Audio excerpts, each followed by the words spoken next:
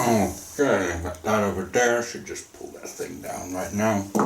Eating lunch right now. Sorry. Hello, my name's Theo. I play middle linebacker for the Hilversum Hurricanes. This is one of my football-themed videos. I do vlogging technically every day of the week. Recently, I've been trying to get back into the mindset because we've been in lockdown, corona stuff. As you can see, my hair is a trifling mess.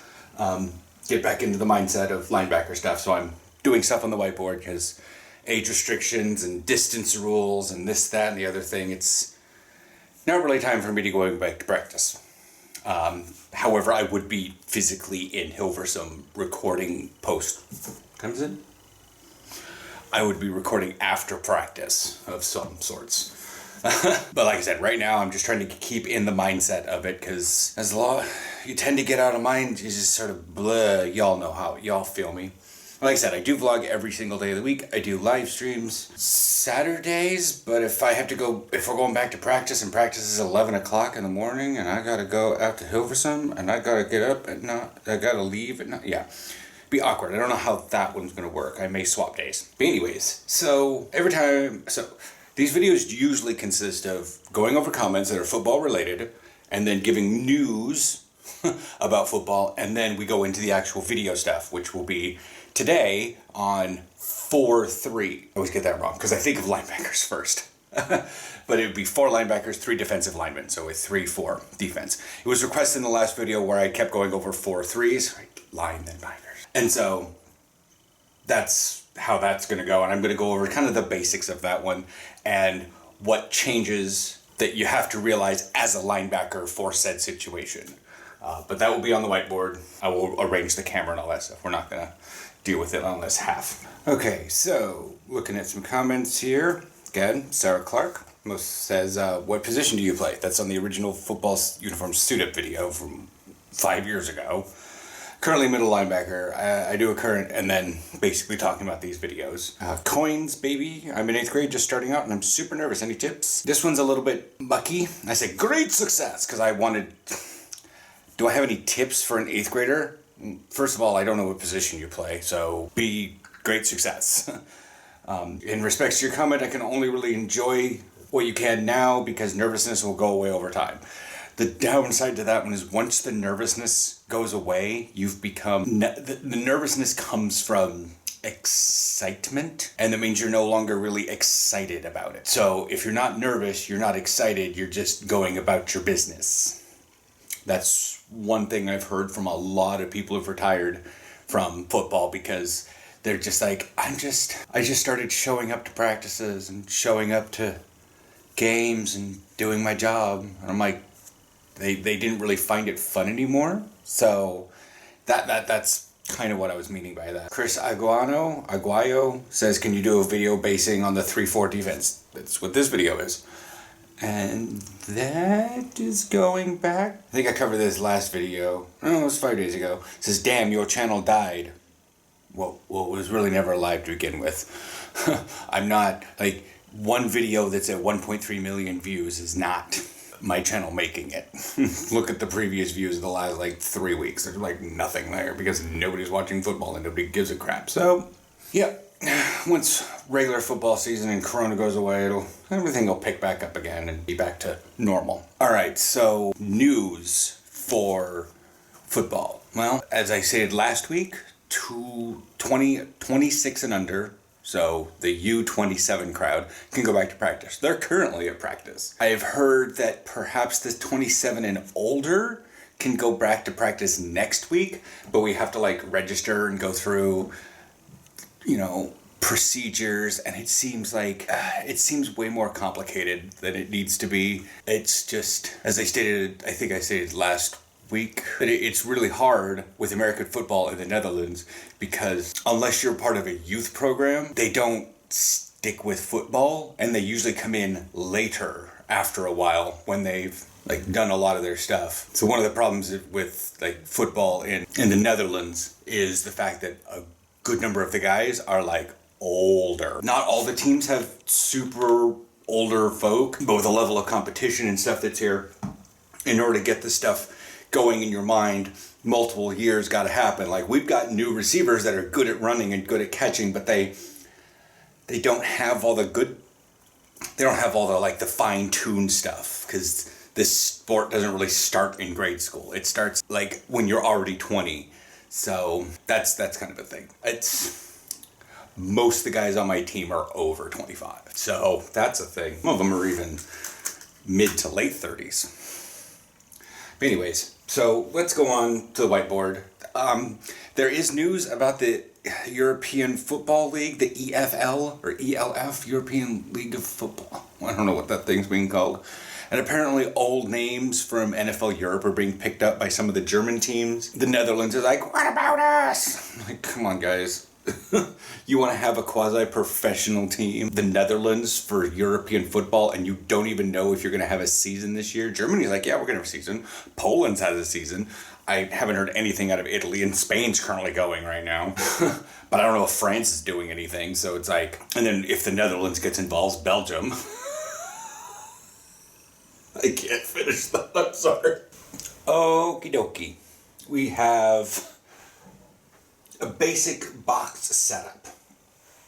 Again, none of this is really to scale. I'm not going to put in anything, just here's the line of scrimmage, there's the O-line, there's the D-line, there's your backers. This is why we call it a 3-4 defense. In a previous team when we used this, it was Mike, Will, Jack, and Buck. Because Jack and Buck were honestly confused, sometimes they called this Joker. Naming schemes aside, for whatever you want to call it, this guy's usually on the stronger side, this one's on the weaker side. That's just, by and large, the thing I can see and what I've read on how this kind of differs from a 4-3 is that if your tackle is a bit more mobile and is basically moonlighting as a fullback, you can pull him back and make him the Mike.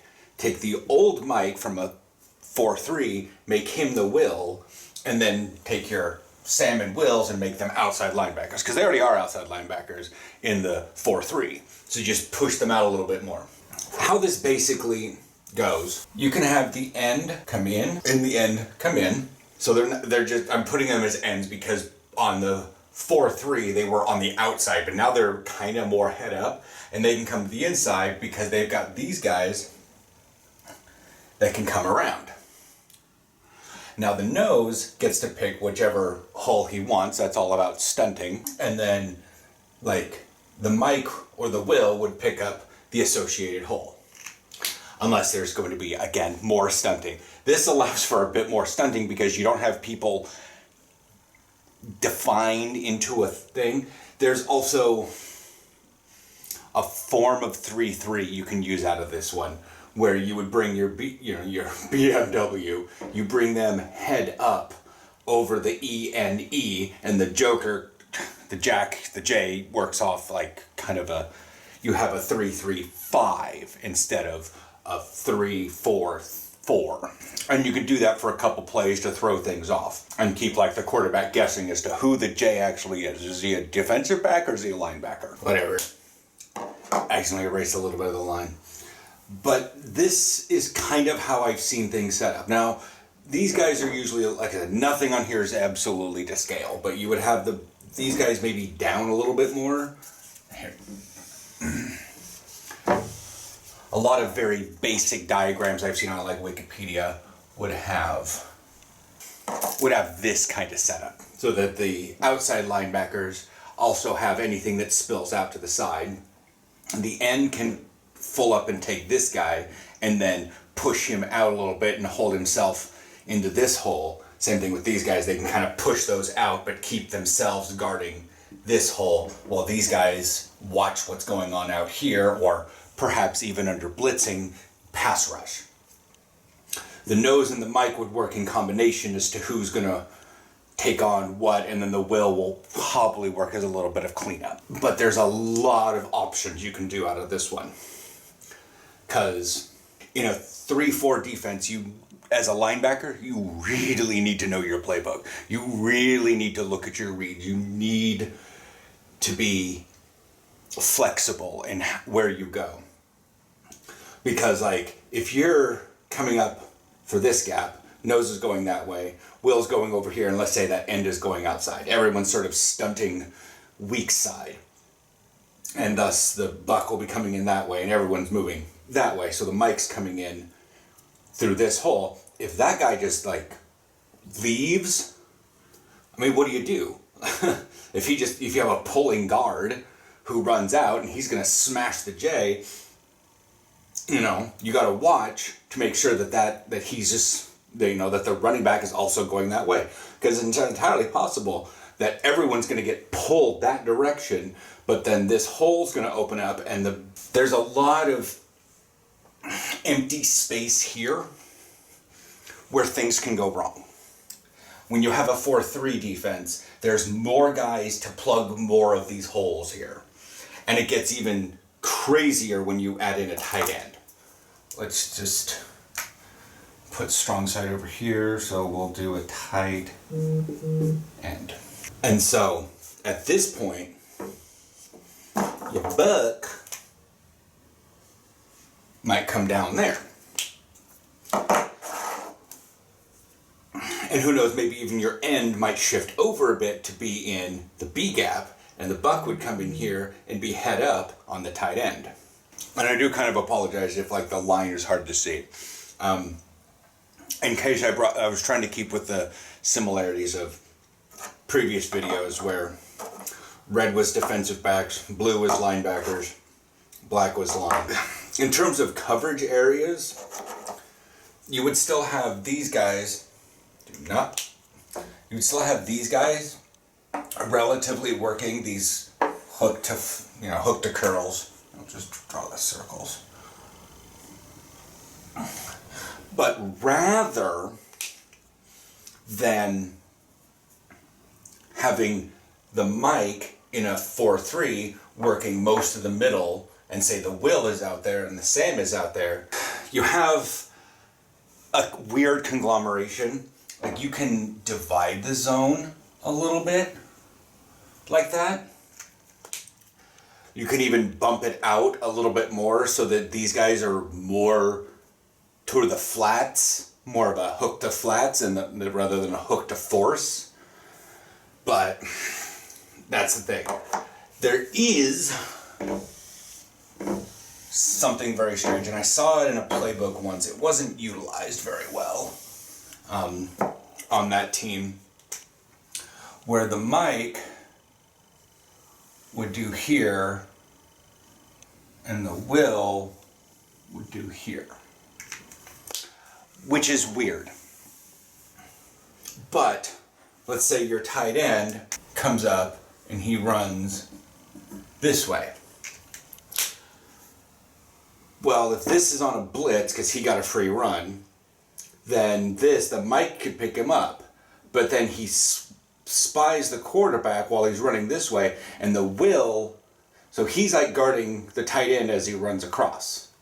And then the Will is watching the quarterback to see if he's going to throw to the guy and get the over-the-top help of anybody running through the middle. There could be a slot coming from the side, but hopefully these guys have the thing about slots. Slots getting to the middle of the field is more awkward in the States, I would think, because the plays run a little bit faster. And that's pretty much, so to kind of wrap this up, you've got your inside linebackers,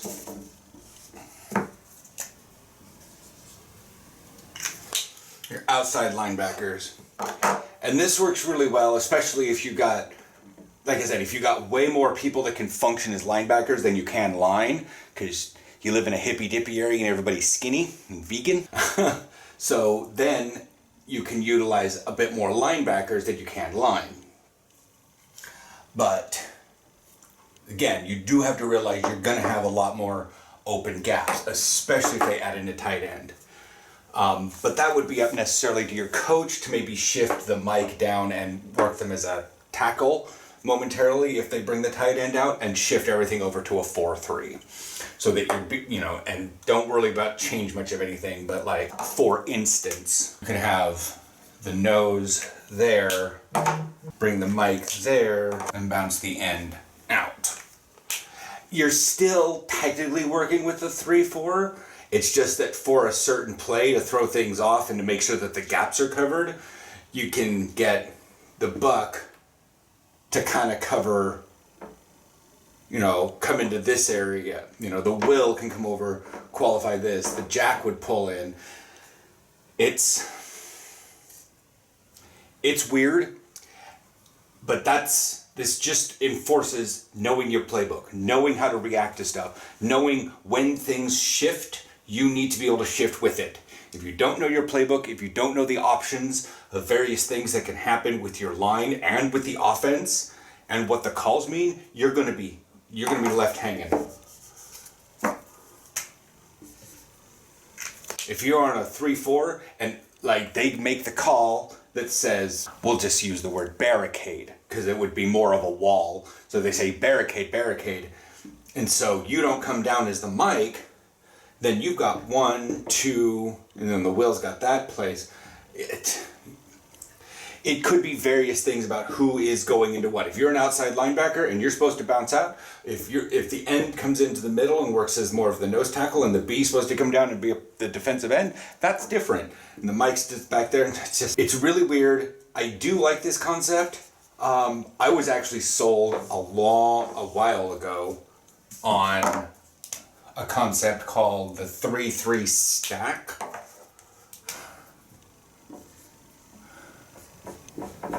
And I might go over that next video. I don't know when that video is going to be, but that's kind of interesting because it involves a lot of secrecy and subterfuge at times, and secret messaging. It feels like you're stealing. It feels like you're sneaking around rather than brute forcing everything, because you're trying to get people confused. You're trying to get them off base, and you're trying to trip them up, and just. It's kind of fun. It's really hard to work out, especially when not everybody's able to show up to practice in amateur level sports and stuff. But dang, is 3-3 actually kind of fun. But anyways, I will chat with you guys next week, possibly at practice, possibly at another video like this. I don't know. We'll figure it out.